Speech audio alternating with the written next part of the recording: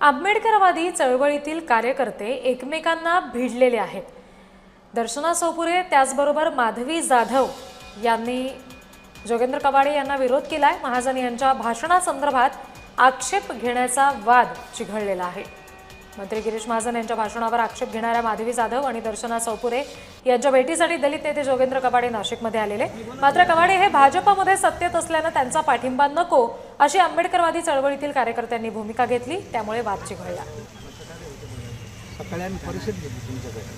सर्वांच्या नावाचा उल्लेख तुम्ही केला, पण भारताचं डॉक्टर जे शिल्पकार आहेत घटनेचे, ज्या डॉक्टर बाबासाहेब आंबेडकरच्या राज्यघटनेमुळे गणराज्य जन्माला आला, लोकशाही जन्माला आली, प्रजासत्ताक निर्माण झालं, त्या डॉक्टर बाबासाहेब आंबेडकरांचं नाव घेण्यात आपल्याला कोणती शरम वाटली?